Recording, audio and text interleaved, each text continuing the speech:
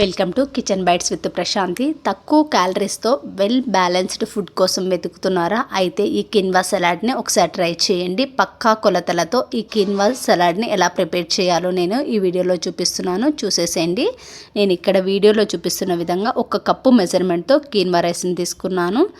అది 4 మెంబర్స్కి సరిపోతుందన్నమాట. బాగా శుభ్రంగా కడిగి పెద్ద గిన్నెలో వేసుకొని 2-3 సార్లు కడుక్కున్న తర్వాత నేను వీడియోలో చూపిస్తున్న విధంగా 1 కప్పు కీన్వా రైస్కి 3 కప్స్ వాటర్ వేసాను.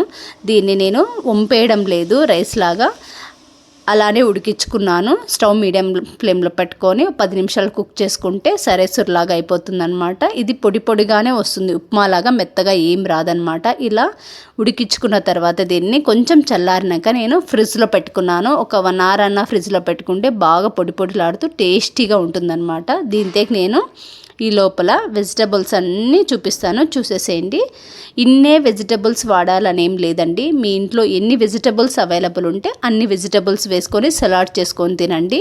ఇది బెస్ట్గా షుగర్ పేషెంట్స్కి, వెయిట్ లాస్ అనే వాళ్ళకి ఖచ్చితంగా ఉపయోగపడుతుందండి. 7 డేస్లోనే ఇంప్రూవ్ ఉంటుంది.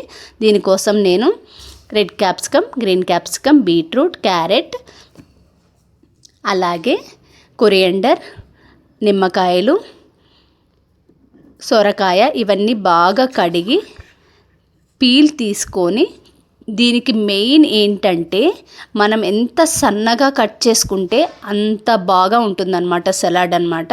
ఇవన్నీ నేను అన్నీ కట్ చేసి వేయలేదండి, హాఫ్ కట్ చేసుకొని చిన్న చిన్న ముక్కలుగా కట్ చేసుకొని ఒక బౌల్లోకి వేసుకున్నానండి. మీ ఇంట్లో మెంబర్స్ని బట్టి మీరు వెజిటబుల్స్ ఎక్కువైనా వేసుకోవచ్చు, తక్కువైనా వేసుకోవచ్చు అనమాట. ఇక్కడ మెయిన్ ఏంటంటే మనం ఎంత బాగా దీన్ని చిన్న ముక్కలుగా కట్ చేసుకుంటామో అంత టేస్టీగా ఉంటుందన్నమాట ఈ కీన్వా కిచిడి. ఇలా వీడియోలో చూపిస్తున్న విధంగా అన్నీ చిన్న చిన్న ముక్కలుగా కట్ చేసి పక్కకు పెట్టేసుకున్నాను. ఈ లోపల కీన్వా రైస్ని ఫ్రిడ్జ్లో పెట్టున్నాను కదా, అది తీసేసుకుంటున్నాను బయటికి. ఎందుకంటే మరీ చల్లగా తింటే బాగుండదు కాబట్టి ఇలా అన్ని చిన్న చిన్న ముక్కలుగా కట్ చేసుకున్న తర్వాత వీటన్నింటిని ఒక బౌల్లోకి తీసుకొని నేనైతే ఒక్కొక్క స్పూను ఫస్ట్ వేయించుకున్నానండి. 1 స్పూన్ జీలకర్ర, 1 స్పూన్ మిరియాలు, ఇవన్నీ ఫస్ట్ డ్రై రోస్ట్ చేసుకున్నాను. అలా రోస్ట్ చేసుకున్న పౌడర్ వేసుకుంటేనే ఈ సలాడ్స్లోకి మంచి టేస్ట్ వస్తుందన్నమాట. బీట్రూటు తినని పిల్లలకు కూడా ఇలా బీట్రూట్ని వేసి పెడితే సలాడ్స్లో బాగా తింటారు ఇష్టంగా. తెలియదు కదండి వేసినట్టు కూడా, అందుకనే ఇలా పిల్లల కోసం ఇలా కూడా యూజ్ అవుతుందని చెప్తున్నాను అన్నమాట. ఇలా వేసుకున్న తర్వాత అన్నిటినీ 1 స్పూన్ మిరియాల పొడి, 1 స్పూన్ జీలకర్ర పొడి, 1 స్పూన్ సాల్ట్, అలాగే మీ ఇంట్లో ఏ గరం మసాలా పౌడర్ అవైలబుల్ ఉంటే ఆ garam masala powder, chaat masala powder 1/2 spoon వేసుకోండి.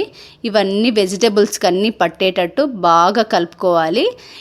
నేను ఇక్కడ టమాటాలు కట్ చేస్తున్నాను కదండి, టమాటాల్లోని వాటర్ కానీ సీడ్స్ కానీ వేయకండి. అలా వేస్తే పులుపు వస్తుందన్నమాట. మీరు కొత్తిమీర బదులు వేరే ఏ ఆకుకూరైనా వేసుకోవచ్చండి. నేనైతే కొత్తిమీర అవైలబుల్ ఉందని కొత్తిమీర, పుదీనా వేసుకుంటున్నాను. ఇవన్నీ ఒక పెద్ద బౌల్ తీసుకొని ఆ బౌల్లోకి వేసేసుకొని వేసిన పుల్లన్నీ బాగా పట్టేంత వరకు కలుపుకొని స్పూన్తో పట్టుకున్న తర్వాత ఇందాక తీసుకొచ్చిన కీన్వా రైస్ ఉంది కదండి, దాన్ని కూడా ఒకసారి వేసి దీన్ని మీరు రైతాతో అయినా తినచ్చు, లేదు మీకు ఏ కర్రీ అవైలబుల్ ఉంటే ఆ కర్రీతో అయినా తినచ్చు. అసలు కర్రీ అవసరమే లేదు, రైతా కూడా అవసరం లేదండి.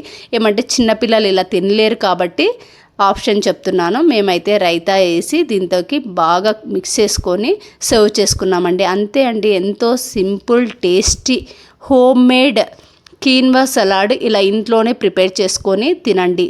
నా వీడియో నచ్చినట్టయితే సబ్స్క్రైబ్ చేసి ఫాలో చేసి కమెంట్ చేయండి.